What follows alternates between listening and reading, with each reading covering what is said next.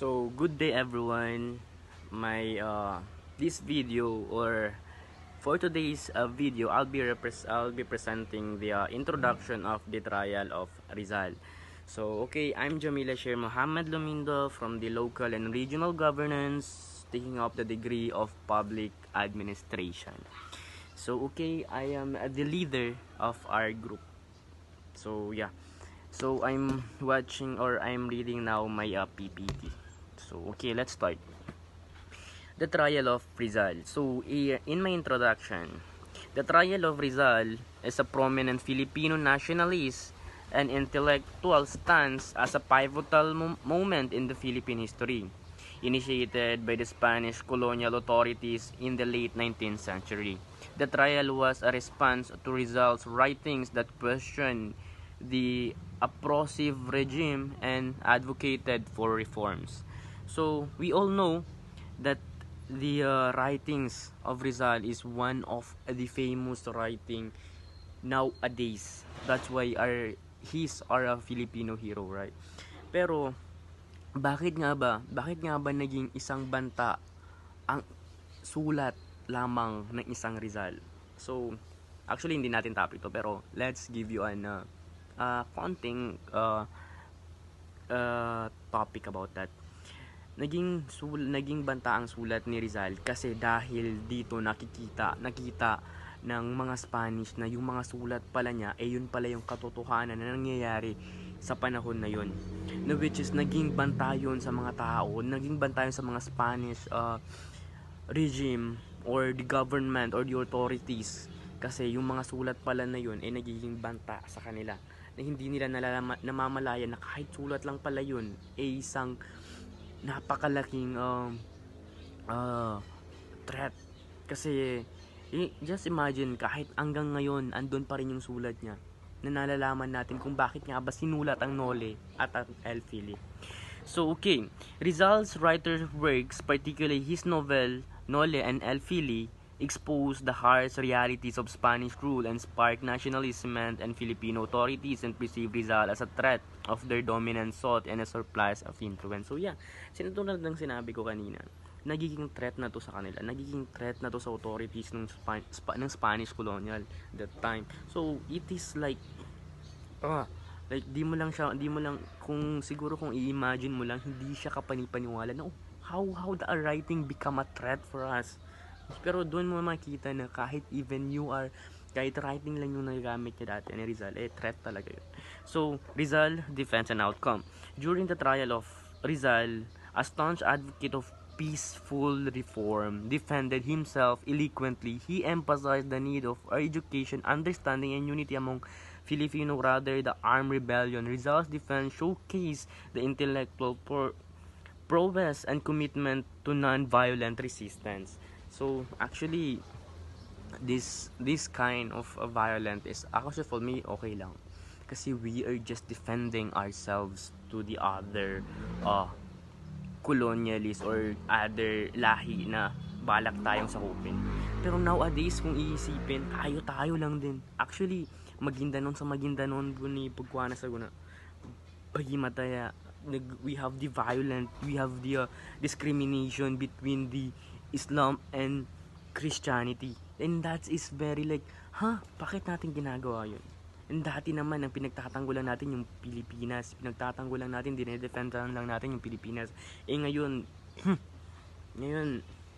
tayo na lang din nagpapatayan, and it's like nakakadismaya, kasi dati tayo nagtutulungan, ngayon tayo nagpapatayan, pero wala tayong magawa. Yan ang reality ngayon.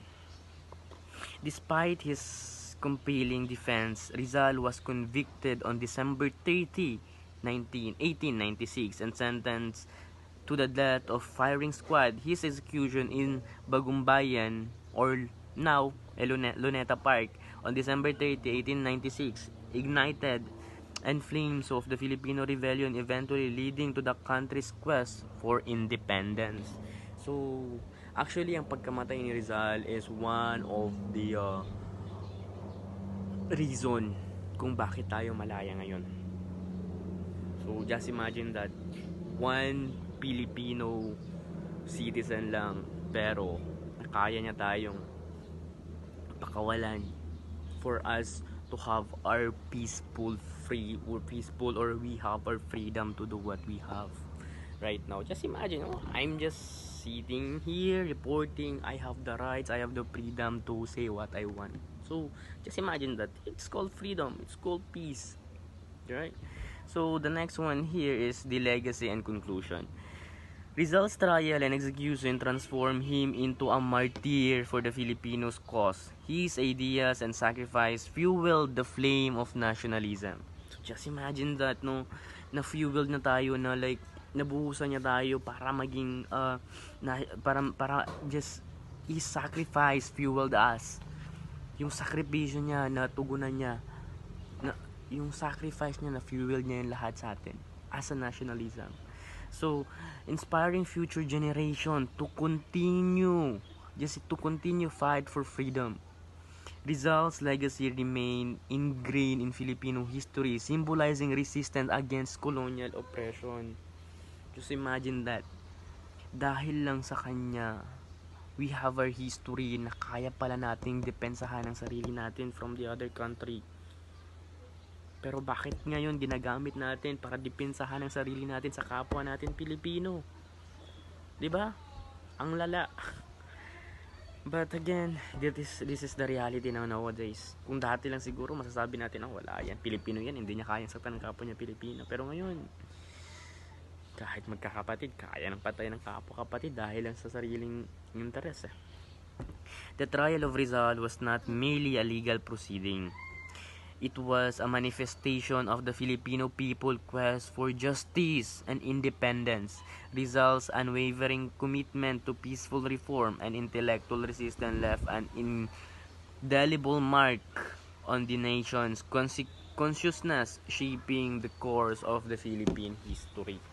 So, here naman, the trial of Rizal, there is like, kung isipin mo lang yung araw niya lang na yun na nangyari, yung araw ng trial of execution, na it's an history na hanggang ngayon nahawakan pa natin. Just imagine that, it because of his writing, it because of his talent, and naging threat siya even without any extremism or any violence na binibigay sa kalaban, no? Just his writing, just his talent lang na meron siya, pero nakaya niya tayong depensahan. Nakaisa siya sa mga nagbigay sa atin, or isa siya sa pinakamalaking naging threat para sa ibang kolonyal sa sinakop tayo, ibang lahi na sinasakop, gusto tayong sakupin. And in that way, simple lang siya, pero simpleng talent lang, pero just imagine na talent lang yun. Pero so mga klase ko ngayon, I prefer to read the Noli and El Fili. Actually, that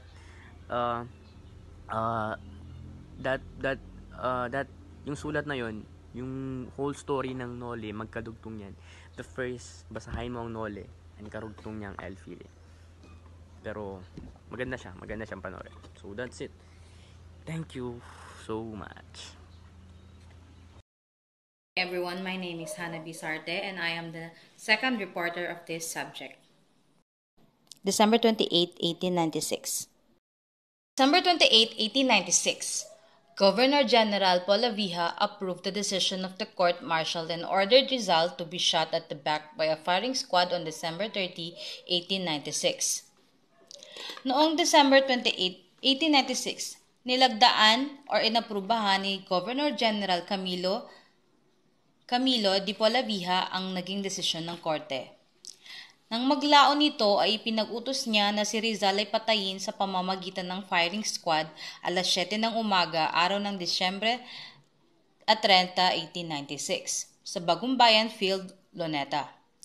Bago pa man patayin si Dr. Jose Rizal, ay nilagdaan niya muna ang kautusan na nagsasabing siya ay inosente. At bago pa man mangyari ang hatol na kamatayan sa kanya, ay nakatanggap pa muna ito ng mga bisita, lalo na ang kanyang asawa na si Josephine Bracken at ang mga pare. Nauna nang bumisita rito sa kulungan sila Father Miguel Sadero Mata at Father Luis Visa. Assalamualaikum and good day everyone. I'm Alaysa Sandigan and I'm here to tackle the December 29, 1896, 10 p.m. before the execution of Dr. Jose Rizal. December 29, 1896 at 10 p.m.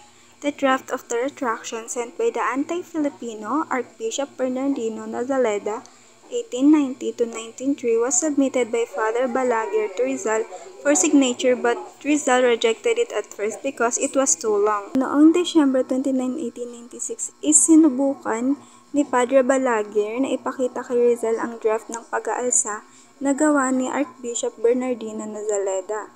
So si Archbishop Bernardino Nazaleda is isang pari na hindi pabor sa mga Filipino. So, ang draft na ginawa ni Padre Balaguer is hindi tinanggap ni Rizal sapagkat ito raw ay masyadong mahaba. Another retraction was prepared by Father Pio Pai, the superior of the Jesus Society in the Philippines, which was acceptable to Rizal. So, isang pare naman ang gumawa ng isang draft, which is ito ay si Father Pio Pai, ang leader ng Society of Jesus sa Pilipinas, na gumawa siya ng isang maikling draft na pumasa naman kay Rizal. Rizal wrote his own retraction in which he abjured Masonry and his religious ideas which were anti-Catholic. This Rizal's retraction, now a controversial document. The Rizalist scholars who were anti-Mason or anti-Catholic claimed it to be a forgery. So, ayun na nga.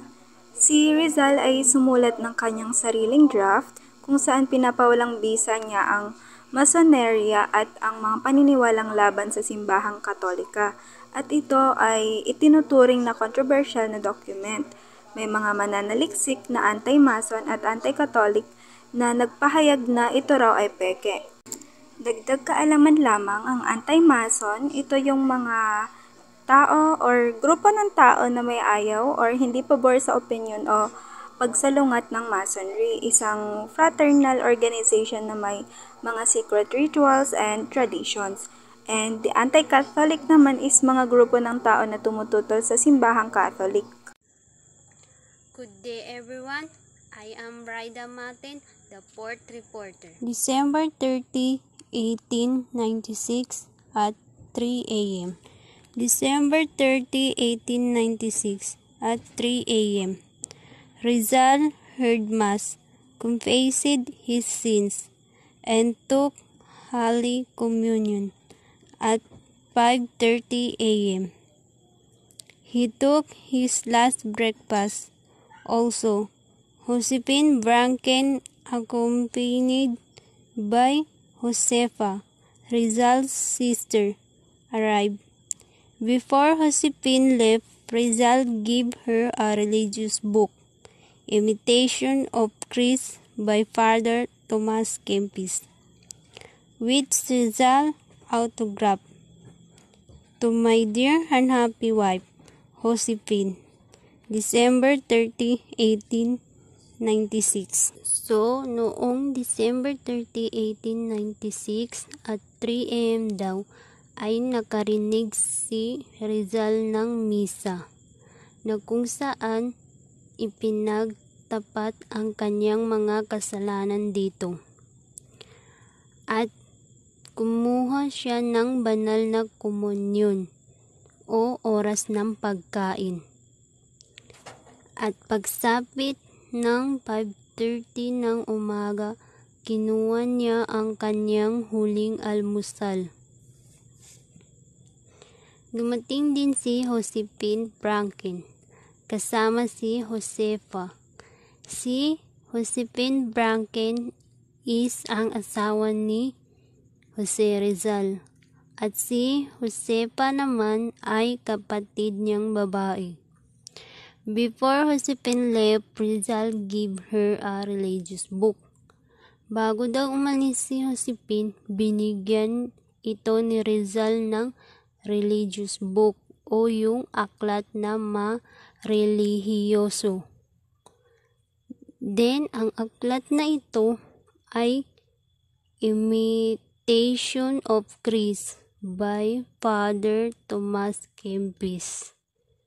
na may sulat kamay ni Rizal na ang sulat nito is to my dear and happy wife, Josephine, December 30, 1896.